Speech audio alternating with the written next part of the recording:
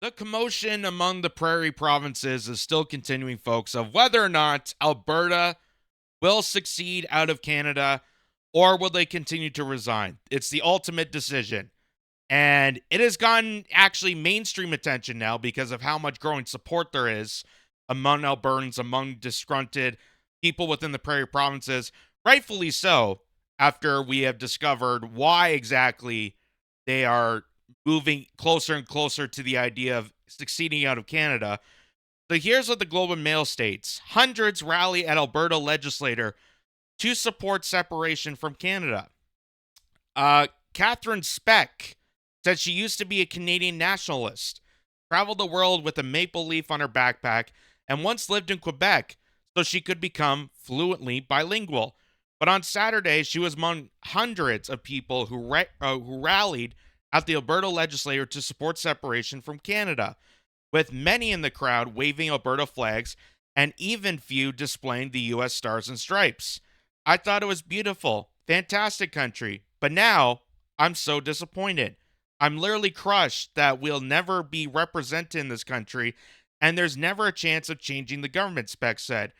Earlier this week, Premier Daniel Smith's government proposed legislation that would lower the bar for holding a referendum, while Smith told reporters she wasn't presupposed what questions Albertans might bring to the ballot. The move would make it easier for citizens to call for a vote to secede from Canada. The federal Liberals' election win Monday has also prompted some people in the province to demand an exit. Beck said the national energy policy of the 1980s eroded her Canadian pride. Now, a decade of Liberal policies that she said have blocked pipelines, stymied the province's energy sector, have her thinking there's no fix under Confederation. Once the votes are counted in Ontario, the election is over. We don't matter. We never matter, she said.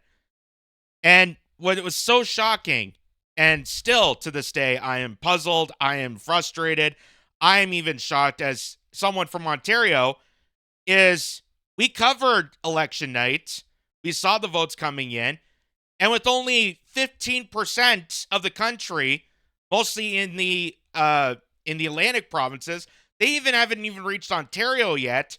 They already called for Mark Carney with 15% of the votes because they just assumed that, oh, certain ridings are definitely going to vote Liberal. We know that they cheated the Carleton riding. We know that they gerrymandered certain districts. We know that they pushed oppositional voices away from the general public, and they just assumed that Mark Carney was going to win.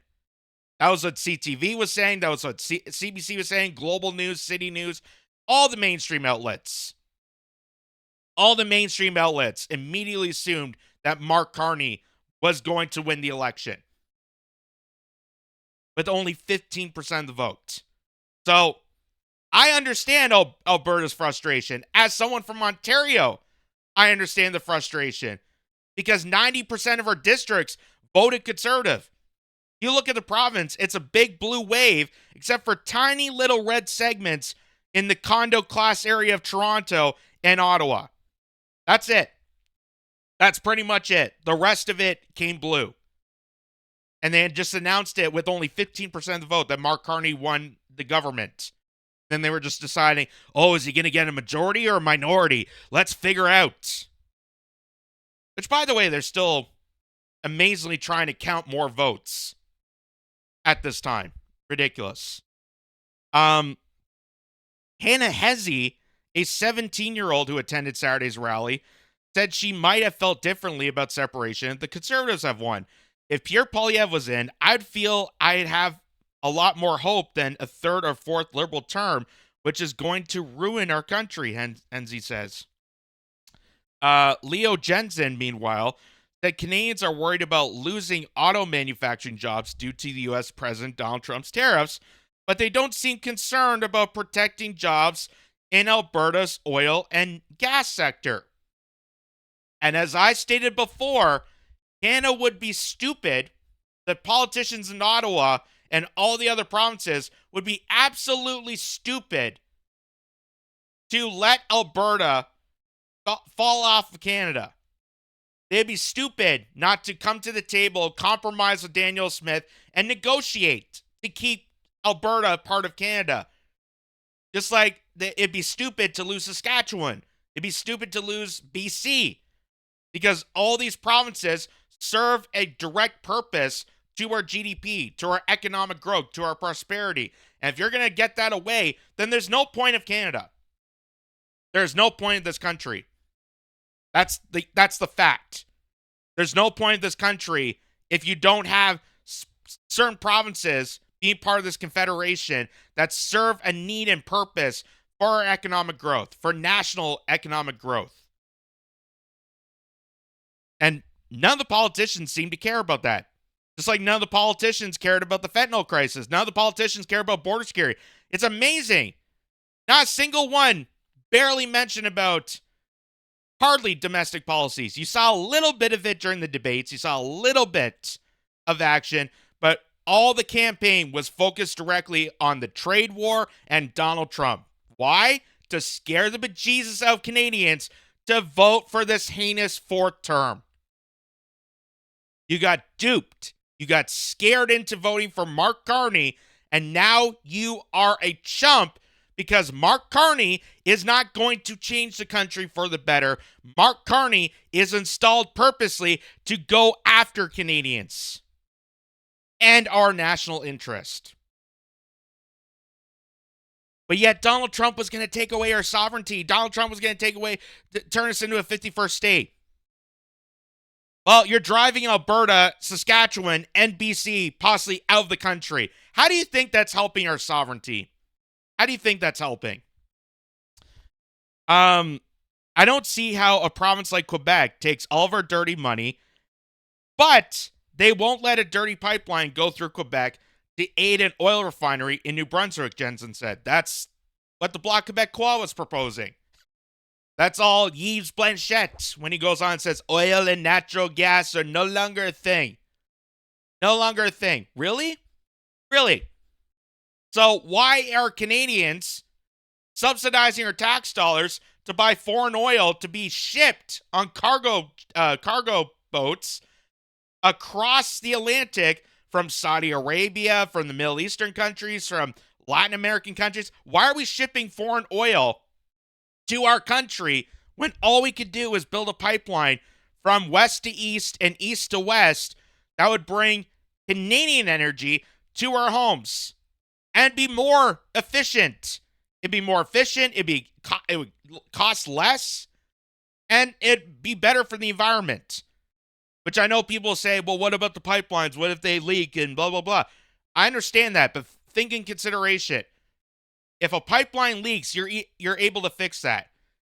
But if something happens in the middle of the ocean, that's even more devastating. And we're putting more pollutants in the air by shipping foreign oil on ships, on tanker trucks, and driving that all across the country, when all they could do is have a pipeline just going to provinces and directly serving to the needs of Canadians. A few dozen counter-protests attempted to drown out the rally, many holding signs that saying separation would violate treaties with the First Nations. Piikani Nation Chief Troy Knowlton said in a letter earlier this week that it's understandable many in the West are frustrated their rejection of the federal Liberal Party in the election did not play out elsewhere. But he said Alberta does not have the authority to interfere or neglect treaties. In her province-wide radio call-in show on Saturday, the Premier said she fully respects treaty rights. I don't know if she had a call-in show. What is she, Fraser Crane? Everything I do is changing Alberta's relationship with Ottawa. First Nations have their own relationship with Ottawa, and it's enriched in treaty. That does not change, Smith said. In March, Smith threatened a national unity crisis if the next prime minister doesn't acquiesce to a list of her demands within 6 months, but reiterated this week that she supports a sovereign Alberta within a united Canada. Rally attendee Susan Westernayer said she believed everything would be better if Alberta separated. We have the oil, we have the resources, we're fine, Westernayer said, noting she believed Monday's election was rigged. Again, That's why I state that Canada would be stupid to push further Alberta further away and get this separation. And Canada needs Alberta. But I also think that Alberta needs a lot of Canada. Each province and each territory serves a purpose to this confederation. That's why we have a country. That's why Canada has existed for all these years. That's why it's existed. That's why all this is happening. We know how well the Quebec separation was going, that it was all about culture and they were trying to separate for the Francophone versus the Anglophones. It didn't work out for them. And it just seems like, Quebec trying to separate because of culture and Alberta trying to separate because of the back and forth between Ottawa and its its province. It's just disaster. So while you're focusing on Donald Trump in the 51st state, that rhetoric that's going to take away our sovereignty, note this was happening for years. Note that our sovereignty is already destroyed to the point that individual provinces are saying enough. And not one single politician in Ottawa ever really cared about this. So this is the Alberta Separation Twitter account, and you can see there's the Alberta Legislator House. There's all the people standing in line. And here's the change.org petition here.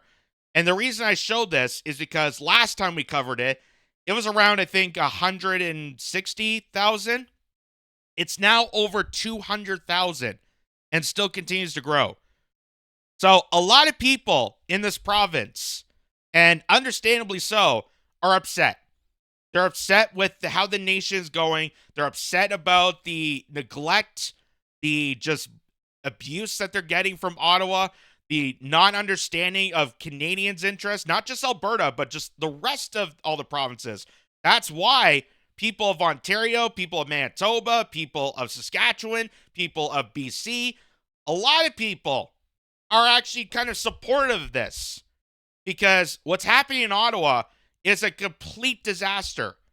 But what I'm saying as an individual, and some people will agree to this, is we need to focus on uniting people together, regardless of what province they come from, if they agree with the separation or not, and really revolt against the entire government of Canada, because this is affecting everybody, not just people in Alberta, but it's affecting Ontario, it's affecting Manitoba, it's affecting the agriculture in Saskatchewan, it's affecting the fisheries and ports in BC. Everywhere gets affected.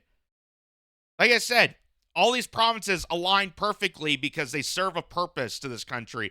And if you try to separate that, if you think that, Alberta's just going to become its own country or go with the United States, Canada would be done. Canada would be done as a nation, and the whole idea, the whole perspective, the true north, strong, and free would completely collapse. That's what I'm saying.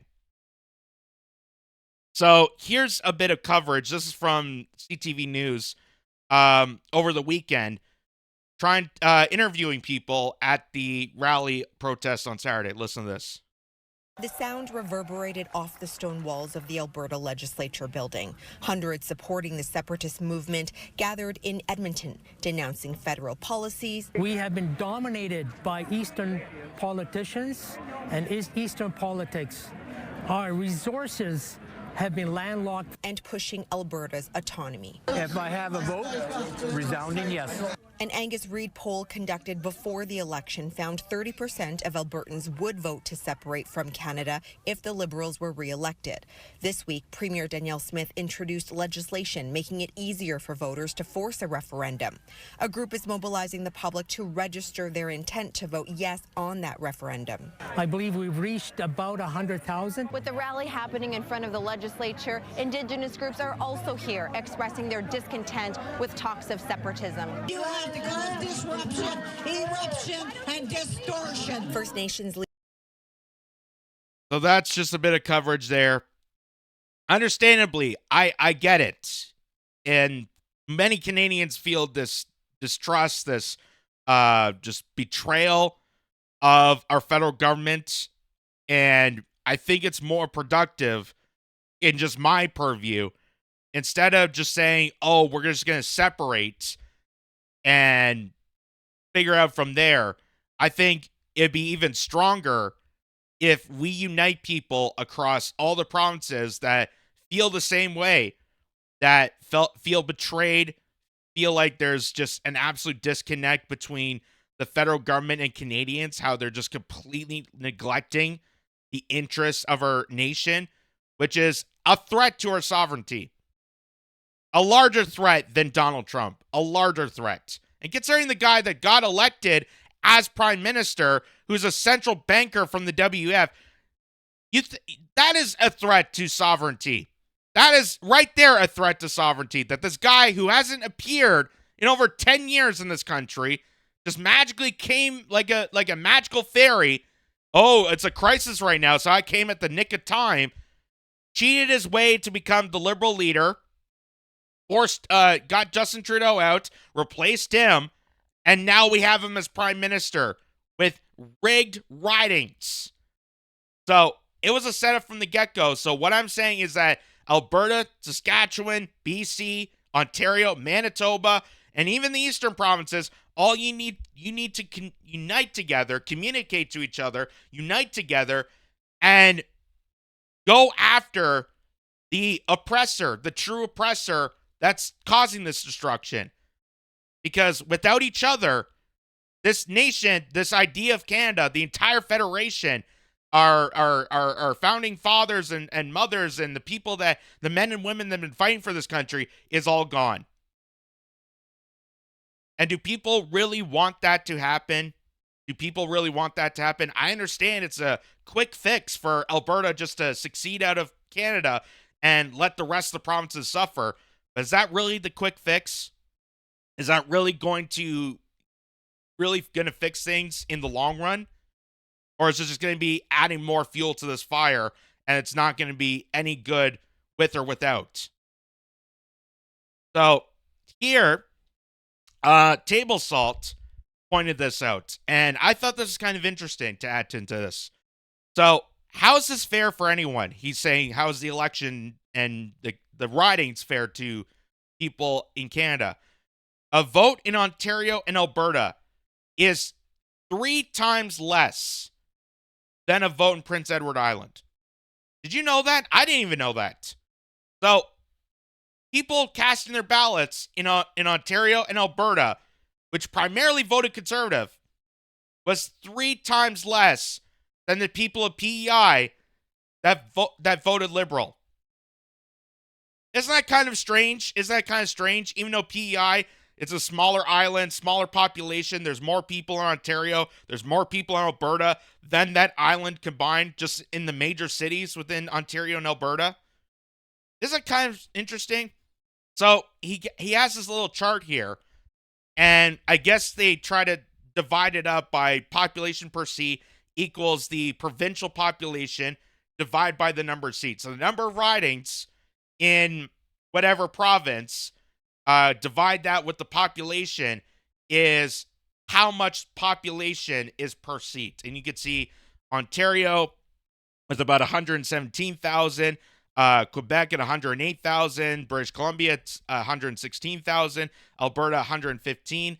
There's Prince Edward Island, there's Newfoundland, Labrador, there's New Brunswick. So all the provinces have this kind of calculation, but it seems like they're purposely undermining larger populations in Ontario and Alberta to fulfill the votes of people in PEI.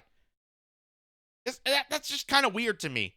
It seems weird to me. It's almost like the Electoral College in the United States, where somehow, even though New York and Pennsylvania and northeastern countries or northeastern states have a larger population than, say, Wyoming, but somehow Wyoming gets more seats in the Senate. It doesn't make sense. This doesn't make sense. So here, is Danielle Smith, the premier of Alberta, making the ultimatum. And what's interesting about this is she's leaving this to the citizens. She's leaving this right directly to the people of Alberta. This is not her government trying to force this onto people. She's saying that people are frustrated. I understand. Let's lead this to a vote. And she's making the ultimate decision in saying that, hey, we're going to put this forward to now Mark Carney as prime minister. If you don't negotiate, if you don't meet our demands and our expectations, we are going to consider this. So here's what she says. Well, first, let me say that we respect all of the treaty rights that are enshrined in the Constitution under Section 35. And the Citizen Initiative Act is not new legislation, and it was never designed to, nor does it breach treaty agreements. The Citizen Initiative Act, I think, is the purest form of democracy we have, and it gives all Albertans an opportunity to play a direct role in the democratic process by inviting them to have a direct say on issues their fellow citizens want to put to the people. Any Albertan can put an idea forward on any topic, and if they're able to get the number of signatures, then it would go to a vote, and that includes a vote of members of First Nations, and we encourage Indigenous peoples to participate in the process. The Citizens Initiative referenda legislation applies to all questions. We want to make fairness across the board. 10% of the previous voter turnout on any question. And again, I'm not going to prejudge what citizens are going to put forward for a question. From the moment, from what I can see, there are no active petitions. There are no questions out there being debated. And I look forward to seeing what comes forward when citizens take action and get to that bar. Remember, the purpose of a referendum is to let every single Albertan have a say on matters of important public policy. Every other decision we make is a delegated decision to a member of the Legislative Assembly. We don't necessarily, through the Legislative Assembly, deal with everything that's of interest to Albertans. So this is enabling direct democracy. I think we should embrace it. My personal position is. So she's leaving it to the people. She's leaving it to the people. She incorporates First Nations people to say they get a right and vote. The same way Albertans get a right and vote to decide referendum policy. And she's leaving it up to the people of Alberta. That this is not just Danielle Smith out of the whim, like, oh, let's just separate. It's, no, I understand your frustration, but in a healthy democracy, we're not just going to separate and people just going to have to deal with it. It's, no, we're going to put it to a vote. People then can cast their vote. They can get their opinion across on whether they want to separate or not. And then that decides into separation. And we respect the ideals of Alberta. And this is why I kind of have a little more respect for Danielle Smith than even our own premier, Doug Ford. Because Doug Ford doesn't have this. Doug Ford couldn't really care less about the opinions of Ontarians. But yet somehow he could scare and fearmonger people. He can use the threat of Donald Trump like God to scare people into thinking that he is mandated to save Ontario. He's going to save the auto manufacturers. He's going to save Ontarians money by increasing the debt. Double and triple the amount that Kathleen Wynne did in the previous legislation. So I give credit to Danielle Smith. I give credit to Danielle Smith for making this an actual democratic statement rather than just a turn of the wind frustration on our federal government, which respectfully so, a lot of Canadians feel the same way. So Sean Newman from the Sean Newman podcast says Alberta just fired a warning shot at Alberta less than 24 hours after Liberals' victory. Premier Smith announced Bill 54. It's aimed at making referendums easier, giving citizens power. Here's what it means and why Carney should be scared. This law should scare the living daylights out of the federal government. It makes Alberta referendums way easier to trigger. Now you need 600,000 signatures in 90 days to force a vote on any issue. That's impossible. So this guy here, I'm blanking on his name, but this guy here is going to explain why having that amount of signatures of that short time period is going to make it a bit challenging for the referendum vote. Listen to this. But they purposely made the bar impossible to attain. There's no way. To be able to initiate a referendum in Alberta right now, a person needs to get it together, get it through Elections Alberta, get it started, then the clock starts ticking, and they need 600,000. It's like 580,000, but in reality, you'll need over 600,000 signatures on a petition to invoke the referendum.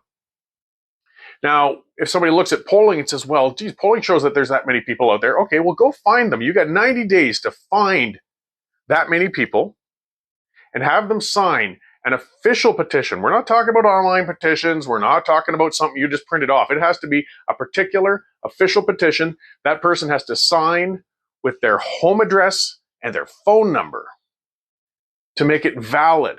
Look, there's a lot of people that are not eager on sharing their personal information like that. And think of the veritable army you need to get out there and get that many signatures in 90 days. It's not going to happen. Not even close. Anybody who thinks it's easy has never actually petitioned before on an official petition. So what he's stating there is the fact that people have 90 days to get an official petition, not change.org, but an actual written out, handwritten petition, reaching out to people to get 600,000 signatures. And even though change.org, we saw there, they have over 200,000, trying to go door to door to actually force people to sign down a petition to separate Alberta in 90 days is going to be troublesome. And that's where where my opinion comes in. And again, I understand the frustration of Alberta. I understand that. Many Canadians feel your frustration. Many Canadians know you've been betrayed over the years with our federal government. We've been betrayed by our federal government over the years. So instead of trying to separate and say screw you to all the other provinces because you didn't get your way, let's actually unite. Let's get together. Let's have each other from all these different provinces, all these different sectors come together, united on a common front, and go against the federal government. We saw that with the Freedom Convoy, and it worked. It scared the living daylights out of Justin Trudeau's administration. Yes, they froze bank accounts. Yes, they enforced more restrictions. Yes, they made it into a further surveillance state in this country. But don't underestimate the power of civil uprising, of civilians gathering together of all walks of life, peacefully demonstrating their dismay, distrust, their anger towards a corrupted government. Look at what they're doing in other countries. Look at what they did in Romania when they overthrew the most popular politician, don't allow them to run the election, even though they are the most popular person in that country. People went to the streets. People went nuts. And it scared the living Jesus out of that government. Just like we saw the Freedom Convoy, just like we see with the Netherlands and the farmers, just like we're seeing all across. Look at the yellow vests that they did in France. It's not just going to be Alberta isn't enough to go after the federal government. It takes all the provinces uniting on a common front. So I feel like that's more powerful than trying to track down 600,000 signatures in 90 days. That's just my purview on that. So it says Bill 54 cuts that threshold in half. Only 10% of the voters from the last election needed to trigger a referendum. They're giving us 120 days instead of 90 days to collect signatures. And man, Ottawa's sweating about Alberta's future in Canada. As they should be. As they should be. Like I said, Canada would be stupid. It'd be absolutely stupid to lose Alberta. Absolutely stupid. You're going to lose basically all of the GDP coming out of this province. Because do you think just Ontario and Atlantic provinces are going to survive this country based on just auto manufacturing and seafood? Is that going to be enough to save the country? No. You need the prairie provinces. You need the West Coast. Again, that's why this country was formed. That's why every province serves a purpose. There's a initiated referendum process if citizens want to put a question on the ballot and get signatures. Those questions will be put forward. She added, I don't want to prejudge what a question might be. That's government speak for it's on the table. So Bill 54 brings other major changes too. Bans electronic vote tabulators, requires hand-counted ballots, eliminates vouching at stations, mandates counts within 12 hours, makes recalling officials easier, but the referendum power is the real weapon. She given Carney 6 months to address these demands. So Danielle Smith is a pretty powerful negotiator. We saw what happened when she spoke to Donald Trump directly and gave us that little bit of wiggle room from January 20th to February 1st on how to deal with his tariffs that were coming in. That was all because of her. So she knows how to negotiate. And Carney, who's supposed to, help and protect all Canadians, according to his address, is continuously trying to give her the cold shoulder. He's doing a complete 180 in so many different ways. He went to Alberta, promised them pipelines, promised them, it's going to be an energy superpower, and then goes back to Ottawa and lies. He lied to you. He lied to you. He gaslit you. He's part of the net zero agenda. He comes from a background where they want to dismantle our sovereignty, dismantle our ability to be an independent nation. So she's given Carney 6 months to address these demands. If he fails, the referendum power gives Alberta citizens the easiest path to an independence vote ever. This isn't just talk. This is the real deal. So now the ball is in Carney's court. And as I stated, Carney would be absolutely stupid if he truly wants to represent Canada, if he truly follows through on his campaign promises. He'd be stupid to ignore this. He'd be stupid not to come to Danielle Smith, not to have negotiations, and hammer out a plan to keep Alberta intact. Because if Canada loses Alberta, that's it for this nation. And I know Alberta needs a lot of Canada. So this is a conundrum. So here is a bit of the local CTV report in, I believe, Alberta, maybe it's Calgary, reporting on this. And new this morning, Premier Danielle Smith is congratulating Mark Carney on his election victory. Minutes ago, Smith released a statement to media inviting the Prime Minister to work with the provincial government to reset the relationship between Alberta and Ottawa with meaningful action. Smith says she cannot permit the status quo to continue and that Albertans will no longer tolerate having industries threatened and resources landlocked by Ottawa.